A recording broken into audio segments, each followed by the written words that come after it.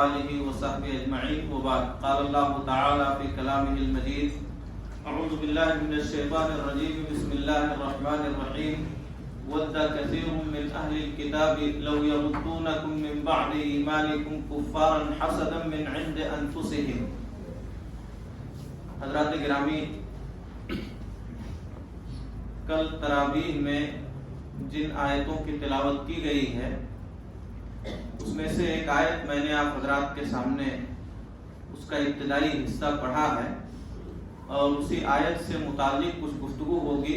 اللہ تعالی ہم سب کو کہنے و سننے سے زیادہ کتاب و سنت کے احکام کو سمجھنے کی اور ان پر عمل کرنے کی توفیق عطا فرمائے۔ حضرات گرامی، آیت کریمہ جو میں نے آپ حضرات کے سامنے تلاوت کی، اللہ تعالیٰ نے اس آیت میں یہود و نصارہ کی ایک بری صفت کا ذکر کیا ہے۔ کلمہ ہے، یہود و نصارہ میں سے اکثر لوگ چاہتے ہیں کہ تم لوگوں کو بھی، یعنی مسلمانوں کو مخاطب کر کے کہا گیا کہ ان میں سے اکثر چاہتے ہیں کہ تمہیں بھی کفر کی طرف لوٹا دیں، حسد کرتے ہوئے۔ آپ کے سامنے تھوڑی دیر تک اس حسد کے سلسلے میں کچھ باتیں عرض کرنی ہیں۔ یہ سماج و معاشرے کی ایک بڑی برائی ہے جو بڑی تیزی سے پنپ رہی ہے۔ ایک دوسرے کے خلاف سینے میں بغض رکھنا، عداوت رکھنا، کین و کپٹ رکھنا، ایک دوسرے کی ترقی کو نہ دیکھ پانا، یہ اکثر جگہوں پر پائی جاتی ہے۔ حسد کسے کہتے ہیں؟ حسد کا معنی ہے کسی کی نعمت کے ختم ہو جانے کی تمنا کرنا۔ یہ دو طرح کا ہوتا ہے، حسد دو طرح کا ہوتا ہے۔ ایک حسد وہ ہے جو قابل تعریف ہے، وہ ہر شخص کے دل میں ہونا چاہیے، جس کو عربی زبان میں غبطہ سے بھی تعبیر کیا جاتا ہے، رشک کرنا۔ وہ حسد ہے اللہ نے کسی کو کوئی نعمت دی ہے اور وہ اس نعمت کا صحیح استعمال کر رہا ہے۔ ہم اور آپ یہ چاہیں کہ کاش ہمیں بھی اسی کے جیسا مل جائے اور ہم بھی اسی کی طرح اس نعمت کا استعمال کریں۔ مثال کے طور پر اللہ تعالیٰ نے کسی کو مال دیا، وہ اس مال کو مسجد میں، مدرسے میں، غریبوں یتیموں کے لیے خرچ کرتا ہے، اللہ کے دیے ہوئے مال کو اللہ کے راستے میں خرچ کرتا ہے۔ ہم یہ چاہیں کاش مجھے بھی اسی کی طرح مال مل جائے اور جس طرح وہ خرچ کر رہا ہے ہم بھی خرچ کریں۔ یہ بھی حسد ہے، غبطہ اس کو کہا جاتا ہے، رشک ہے۔ یہ ہر مسلمان کے دل میں ہونا چاہیے۔ اللہ تعالیٰ نے کسی کو علم و حکمت سے نواز دیا ہے، اب وہ آدمی،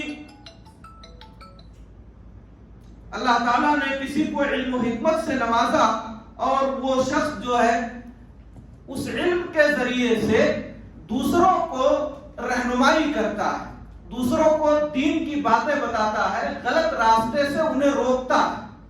ہم یہ چاہیں کہ کاش ہمیں بھی اسی کی طرح علم مل جائے اور ہم بھی لوگوں کو سیدھا راستہ دکھائیں، انہیں غلط کاموں سے روکیں۔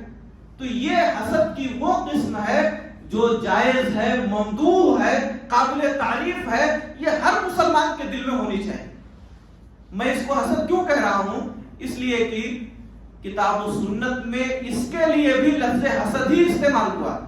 صحیح بخاری کی ایک روایت ہے، اللہ کے نبی جناب محمد رسول اللہ صلی اللہ علیہ وسلم فرماتے ہیں، لا حسد الا فی اثنتین، حسد جائز نہیں ہے مگر دو لوگوں کے سلسلے میں۔ حسد جائز نہیں ہے، البتہ دو لوگوں کے سلسلے میں حسد جائز ہے۔ پہلا، رجل آتاہ اللہ مالا، وہ آدمی جس کو اللہ نے مال دیا، فسلطہ علی ہلکتہ فی الحق، اور اسے اپنے راستے میں خرچ کرنے کی توفیق دے دیا۔ آپ اس پر رشک کر سکتے ہیں، حسد کر سکتے ہیں، کاش مجھے بھی مل جائے اور میں بھی خرچ کروں۔ وَرَجُلٌ آتَاهُ اللَّهُ الْحِكْمَةَ فَهُوَ يَقْضِي بِهَا وَيُعَلِّمُهَا، وہ آدمی جس کو اللہ تعالیٰ نے علم و حکمت سے نوازا، وہ اس کے ذریعہ لوگوں کے درمیان فیصلے کرتا ہے، لوگوں کے جھگڑے کا نمٹارا کرتا ہے، دو لڑے ہوئے لوگوں کو ایک ساتھ کر دیتا ہے، وہ حکمت اور دانائی کی باتیں لوگوں کو بتاتا ہے، علم سکھاتا ہے۔ تو آپ یہ چاہیں کاش مجھے بھی اسی کی طرح علم و حکمت اور دانائی مل جائے اور میں بھی لوگوں کے درمیان فیصلے کروں، لوگوں کو دین کی باتیں بتاؤں۔ حسد کی یہ قسم ہر مسلمان کے دل میں ہونی چاہیے، اس کو غبطہ اور رشک کہا جاتا ہے۔ سنن ترمذی کی ایک روایت ہے، حضرت عائشہ صدیقہ رضی اللہ تعالیٰ عنہ جو نبی کریم صلی اللہ علیہ وسلم کی بیوی ہیں، وہ کہتی ہیں ما حسدت احدا ما حسدت خدیجہ، میں نے حضرت خدیجہ سے زیادہ کسی سے حسد نہیں کیا۔ کیا حضرت عائشہ حسد کریں گی؟ نعوذ باللہ۔ یعنی یہاں حسد سے مراد کوئی غبطہ اور رشک ہے۔ اللہ کے نبی صلی اللہ علیہ وسلم جب بھی گھر میں داخل ہوتے، کوئی بات چھڑتی تو آپ اپنی بیوی حضرت خدیجہ کا ذکر کرتے، کہتے کہ بڑی اچھی خاتون تھی، بڑا مدد بھی کیا اللہ کے نبی صلی اللہ علیہ وسلم کا حضرت خدیجہ نے۔ تو آپ جب بھی آتے، کوئی بات ہوتی تو حضرت خدیجہ کی مثال پیش کرتے تھے۔ یہ سن کر کے حضرت عائشہ رضی اللہ عنہا نے چاہا کاش میں بھی حضرت خدیجہ کی طرح سے ہو جاؤں، میں بھی حضرت خدیجہ کی طرح سے ہو جاؤں اور میرا بھی ذکر اللہ کے نبی صلی اللہ علیہ وسلم کرتے رہے۔ تو حضرات گرامی، حسد کی پہلی قسم، کسی کو کوئی نعمت ملی ہے، وہ اس نعمت کا صحیح استعمال کر رہا ہے، آپ یہ چاہیں کہ کاش مجھے بھی اسی کی طرح مل جائے اور میں بھی اسی کی طرح اس نعمت کا استعمال کروں، البتہ اس کی نعمت ختم نہ ہو۔ حسد کی دوسری قسم جو ناجائز ہے، حرام ہے، گناہ کبیرہ ہے، وہ کیا؟ اللہ نے کسی کو کوئی نعمت دی ہے، ہم یہ چاہیں کہ اس کی وہ نعمت اس سے چھن جائے، چاہے ہمیں ملے یا نہ ملے، اس کا گھر گر جائے، چاہے ہمارا گھر بنے یا نہ بنے، اس کا کاروبار خراب ہو جائے، ہمارا کاروبار اچھا ہو نہ ہو، کوئی نعمت کسی کو اللہ نے دے رکھی، ہم یہ چاہیں کہ اس کی وہ نعمت اس سے چھن جائے، ختم ہو جائے، چاہے وہ نعمت ہمیں ملے یا نہ ملے۔ یہ سب سے خطرناک چیز ہے، یہ حرام ہے، یہ گناہ کبیرہ ہے۔ کسی کی بھی ترقی کو دیکھ کر کے، کسی کے پھلنے پھولنے کو دیکھ کر کے اپنے دل میں اس کے خلاف بغاوت اور عداوت رکھنا، کین و کپٹ رکھنا، بغض رکھنا، یہ بہت بڑا جرم ہے۔ یہ وہ جرم ہے جس کی وجہ سے بہت سے فسادات رونما ہوتے ہیں۔ میں آپ کو بتاؤں، آسمان پر جو سب سے پہلا گناہ ہوا اور زمین پر جو سب سے پہلا گناہ ہوا، اسی حسد کی وجہ سے سب سے پہلا گناہ آسمان پر ابلیس نے کیا۔ حضرت آدم علیہ السلام کی تخلیق کے بعد اللہ تعالیٰ نے تمام فرشتوں کو حکم دیا کہ آدم کو سجدہ کرو، سب سجدے میں گر گئے، ابلیس نے کہا نہیں، اس نے سجدہ نہیں کیا۔ کیوں؟ خلقتنی من نار وخلقتہ من طین، اللہ مجھے تو نے آگ سے پیدا کیا ہے اور آدم کو مٹی سے۔ آگ جب بھی جلائی جاتی ہے تو اوپر جاتی ہے، مٹی کو جتنا اوپر پھینکیے نیچے آ جاتی، میں اوپر والا آگ کا بنا ہوا، یہ مٹی آگ مٹی کو سجدہ کرے، یہ ہم سے افضل ہو جائے گا۔ یہ سوچ کر کے حضرت آدم کی رفعت اور بلندی پر ابلیس کو حسد ہوا، اللہ کے حکم کا انکار کر دیا۔ نتیجہ کیا ہوا؟ فخرج فإنک رجیم، اللہ نے کہا بھاگ جا، تو مردود ہے، دنیا میں بھٹک رہا ہے چاروں طرف۔ حسد کے نتیجے میں اللہ تعالیٰ حسد کرنے والے کو رادے درگاہ کر دیتا ہے، بھگا دیتا ہے، اللہ کی نگاہ میں وہ مردود ٹھہرتا ہے، وہ شخص کبھی وہ کامیاب نہیں ہوتا۔ زمین میں پہلا گناہ، آدم علیہ السلام کے دو بیٹے حابیل و قابیل، قابیل نے اپنے بھائی حابیل کو قتل کر دیا۔ آپ تفسیر پڑھیں گے تو جہاں اور بہت سے اسباب ذکر کیے گئے ہیں، وہیں ایک بنیادی سبب حسد بتایا گیا۔ حسد، قابیل کو شادی کے سلسلے میں ہماری بہن خوبصورت، اس کی بدصورت، یہ کیسے ہو سکتا ہے کہ ہماری اس بدصورت سے شادی ہو، اس کی خوبصورت سے، یہ ایک سبب بنا۔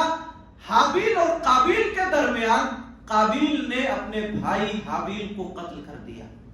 تو حضرات گرامی، یہ اتنی خطرناک چیز ہے حسد کہ یہ ہر گناہ کی جڑ، بنیاد ہے، یہ اس سے بہت سے گناہ نکلتے ہیں۔ اسی لیے قرآن مجید میں اللہ تعالیٰ نے اپنے محبوب پیغمبر جناب محمد رسول اللہ صلی اللہ علیہ وسلم کو اس سے پناہ مانگنے کا حکم دیا۔ اللہ تعالیٰ نبی سے کہے کہ اس سے پناہ مانگو، جس چیز سے نبی کو پناہ مانگنے کا حکم دیا جائے وہ چیز انتہائی خطرناک ہوگی۔ پڑھیے 30واں پارہ سورہ فلق، وَمِن شَرِّ حَاسِدٍ اِذَا حَسَدَ، کہیے اے نبی میں اللہ تعالیٰ کے ذریعہ پناہ مانگتا ہوں حاسد کی برائی سے جب وہ حسد کرے۔ حاسد جب حسد پر آمادہ ہو جائے تو بہت کچھ کر سکتا ہے۔ دیکھیے ایک بھائی حسد پہ آمادہ ہوا تو بھائی کو قتل کر دیا۔ قرآن پڑھیے، یعقوب علیہ السلام کے بیٹے یوسف بھی ہیں اور وہ لوگ بھی ہیں جنہوں نے کنویں میں ڈالا۔ میرے باپ یعقوب ہم سے کم محبت کرتے ہیں، ہمارا ہی بھائی یوسف اس سے زیادہ محبت کرتے ہیں، ایسا نہیں ہونے پائے گا۔ بھائیوں نے اپنے بھائی کو کنویں میں ڈال دیا۔ یہ حسد، جب حسد دل میں پنپتا ہے تو ایک بھائی نہیں دکھتا۔ ایک آدمی اپنے باپ کو باپ نہیں سمجھتا، قتل کرتا ہے، خوریزی پہ آمادہ ہوتا ہے، گھر اجڑتا ہے، خاندان برباد ہوتے ہیں اس حسد کے نتیجے میں۔ اپنے دلوں سے اس کو نکالنے کی ضرورت ہے۔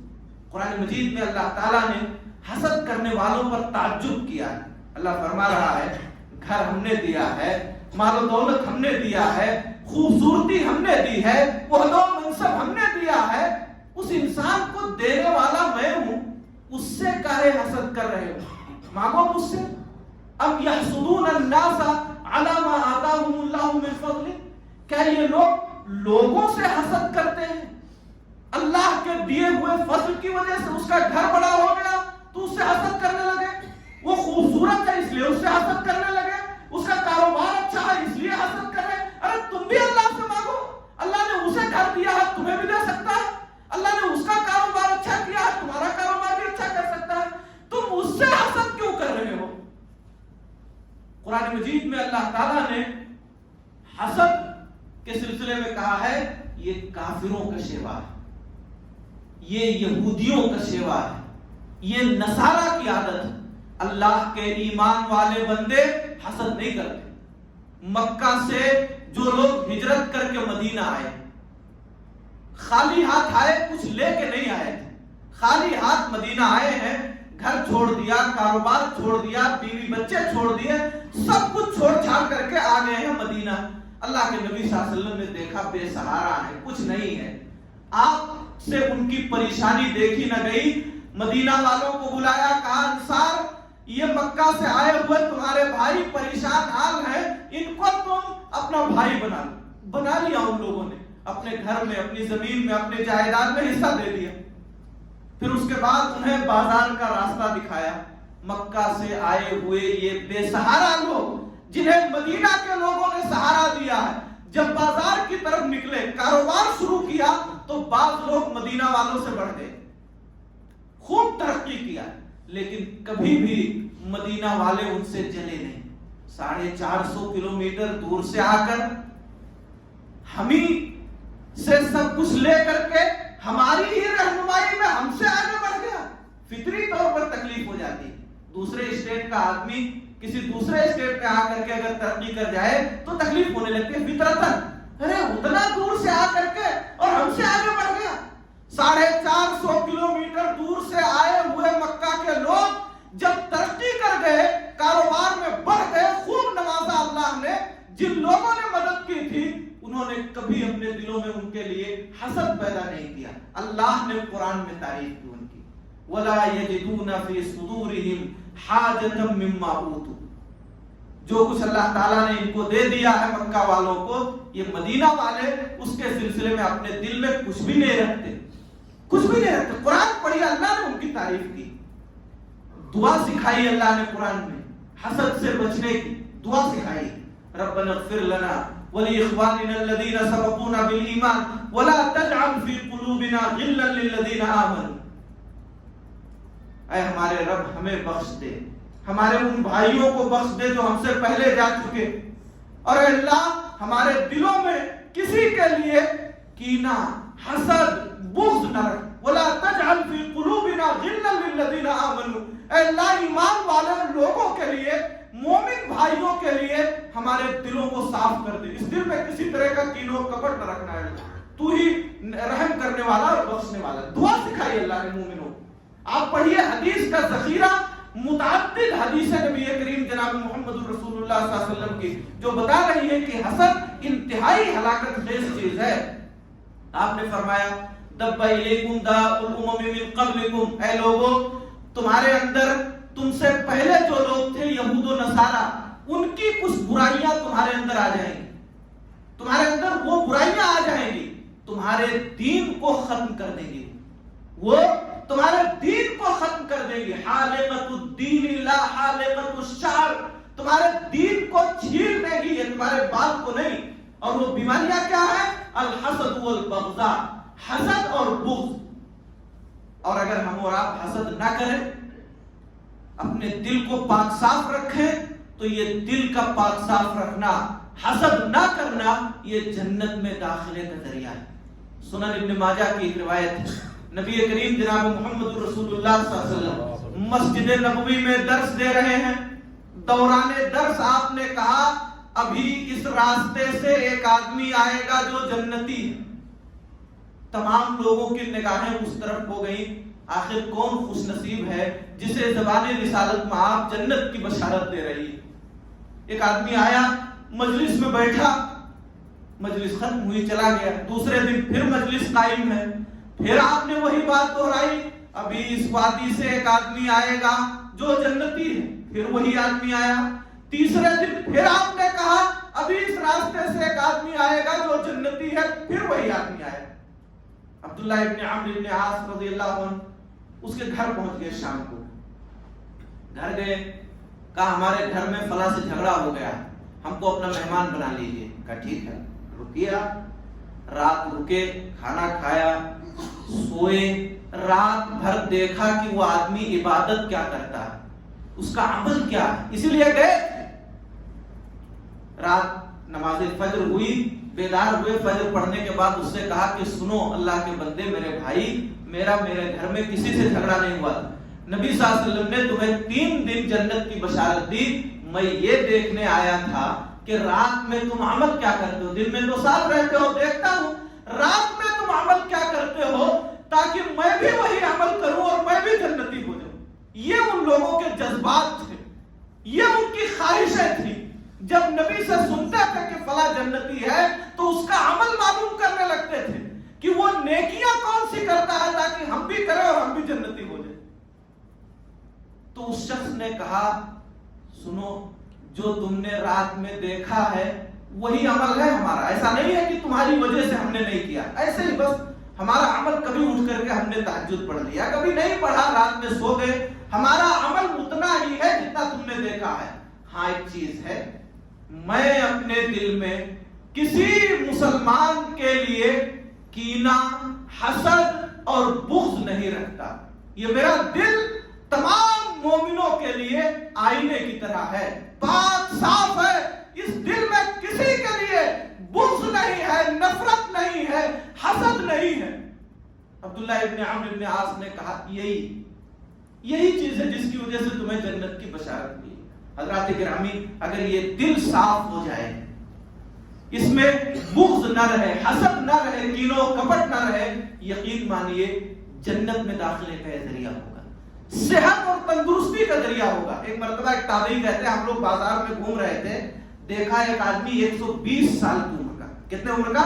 120 سال کا, اور بالکل لکڑی کی طرح ٹائٹ, صحت مند چل رہا.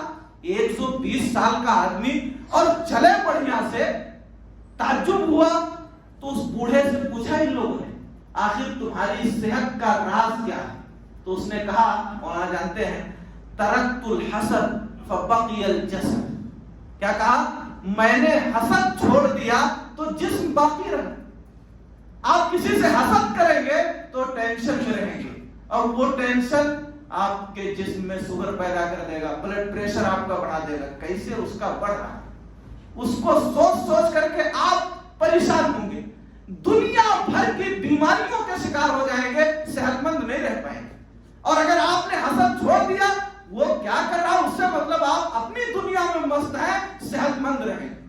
دوسروں کی چیزوں دوسروں کو چھوڑ دیجئے آپ صحت مند رہیں گے. یہ صحت کا راز ہے. یہ حسد اتنی خراب چیز ہے. 2 منٹ لیتا ہوں. یہ اس کا آخری حسد کا کی انتہا یہ ہے کہ بسا اوقات ایک حاسد یہ چاہتا ہے کہ بھلے ہمارا نقصان ہو جائے لیکن اس کا فائدہ نہ ہونے پائے. یہ آخری اسٹیج ہے حسد کا. عربی ادب کی جو کتابیں ہیں کتب لغات اصمعی وغیرہ نے قصہ ذکر کیا ہے. ذرا مزاحیہ قصہ ہے, آپ سن لیں اور اسی پر ختم کرتا ہوں. ایک بادشاہ نے 2 پکے حاسد کو بلایا.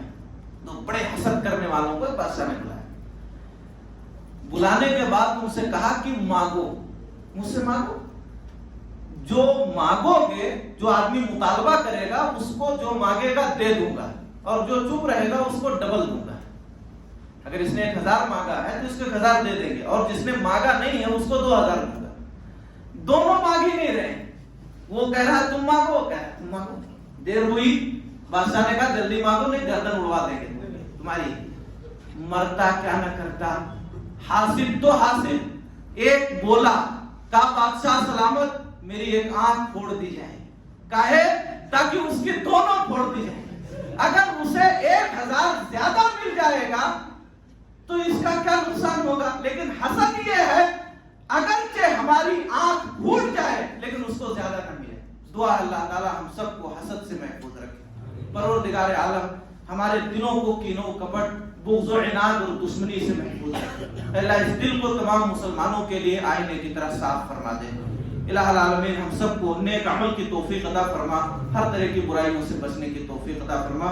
آمین. اقول قولی ھذا واستغفر اللہ لی ولکم. السلام علیکم